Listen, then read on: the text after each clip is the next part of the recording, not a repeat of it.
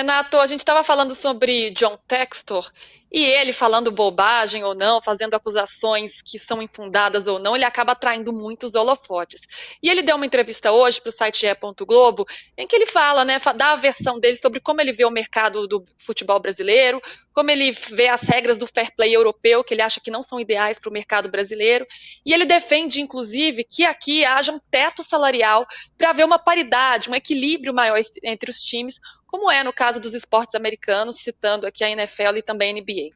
E ele disse o seguinte, abre aspas para ele: eu amo as pessoas no Manchester City, as pessoas que trabalham lá são incríveis, mas o fato é que o Brasil trouxe dinheiro do petróleo para casa. Se não fizermos algo agora sobre um teto salarial, o Bahia vai ganhar todos os campeonatos por 20 anos consecutivos. Lembrando, né, que o Grupo City adquiriu a SAF do Bahia e tem feito investimentos mais robustos, digamos assim.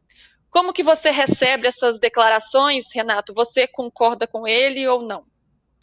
É difícil eu concordar com o Textor, porque o Textor é um bufão.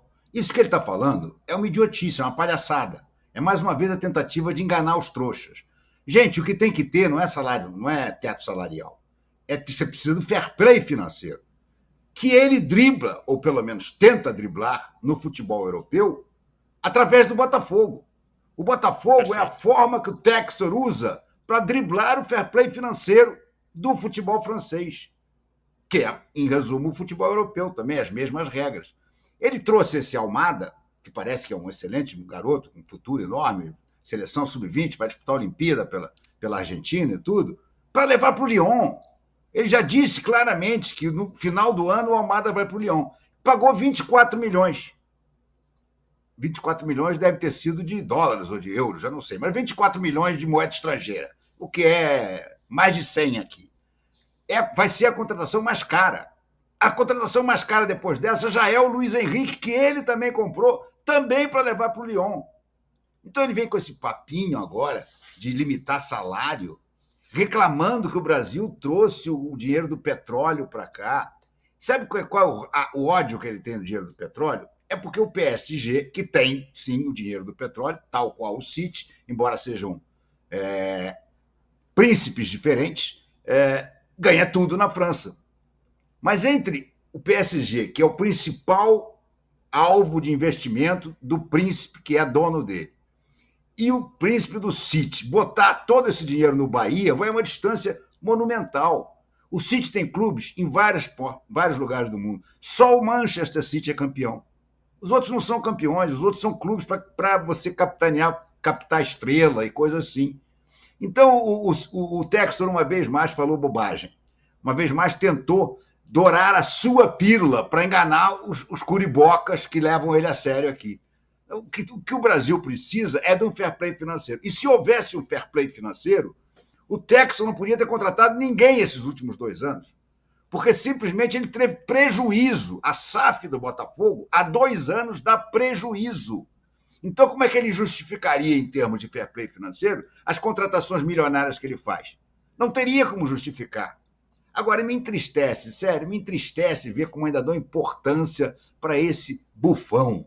Isso é um enorme bufão. Isso está aqui para tumultuar e não para ajudar, entendeu? Agora, nós temos uma classe de jornalistas aqui embevecida por ele. O Textor abre a boca, bota logo um microfone, dão de manchete.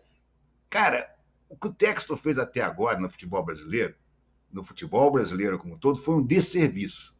Ele ajudou o Botafogo a melhorar. Ele tirou o Botafogo lá do buraco e botou o Botafogo para disputar os títulos brasileiros. Sem fair play financeiro. O dia que fizerem fair play financeiro, essa manobra dele de passar os bons jogadores por aqui para o Leão vai acabar. E é isso que ele está tentando evitar com essa desculpinha boba de limitação do salário. Eu já vou acionar o Rosa, mas antes quero chamar o Danilo, porque eu estou vendo aqui da janelinha dele e ele está só assim com a cabeça, ó, está concordando. Danilo, são coisas diferentes, né? Uma coisa é teto salarial, outra coisa é a responsabilidade que os clubes têm que ter, e aí vem do fair play financeiro, porque é um absurdo que os clubes saiam contratando, gastando dinheiro, enquanto estão devendo à União, os próprios jogadores, jogador que já saiu, empresário, é uma outra questão, né? Mas queria te ouvir sobre as declarações do Textor, o que você está concordando aí? Não, o Renato foi perfeito e para mim é excelente que tenha sido o Renato que falou tudo isso, porque todo mundo sabe o time que ele torce, e nos últimos dias, ontem eu participei de um programa do UOL, falei sobre isso, e aí você sabe como ficou a rede social, né? Botafoguense, uns 25 por minuto, invadiram ali para falar de fair play, porque não falava do fair play quando era... Resumidamente, o que o Renato falou, e que o pessoal talvez não entenda muito bem, fair play financeiro tem a ver com o quanto o seu time pode gastar de acordo com o que ele fatura, e não colocar um teto salarial e igualar todo mundo. Então, se você tem um time A, B e C que faturam mais, ele proporcionalmente vai poder investir mais. E quando você coloca um fair play financeiro, você coloca todo mundo com regras para ter uma questão, uma saúde financeira igual. E mais, você protege a saúde dos outros times e dos times que estão na liga com você, tratando o campeonato como um produto importante. Porque se todo mundo tiver uma boa saúde financeira, a tendência é que o campeonato seja melhor também. O teto salarial iguala todo mundo e, de repente, faz o Textor conseguir driblar o que ele mesmo driblou com os times europeus e o que ele tenta driblar com o Botafogo, aproveitando que aqui não tem nenhum tipo de política. Nos últimos 2 anos, ele deu prejuízo e continua contratando. O fair play financeiro não diz, porque o Flamengo investiu 1 bilhão nos últimos 3 anos e o Palmeiras investiu 900 milhões nos últimos não sei quantos anos.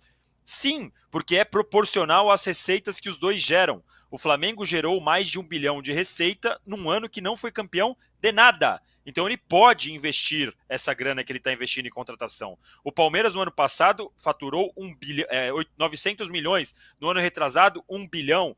Esse ano agora vai faturar mais de 1 bilhão, porque vendeu o Hendrick, vai vender, já vai entrar a parte do Estevão, vendeu o Luiz Guilherme. E aí, proporcionalmente, se você tem dinheiro para comprar 10 Ferraris, você pode comprar 10 Ferraris. O problema é quem não tem dinheiro para pagar um carro popular e continua contratando Ferraris. É esse o problema e é isso que se diz o fair play financeiro. O teto salarial é outra coisa que pode estar em conjunto com o fair play financeiro.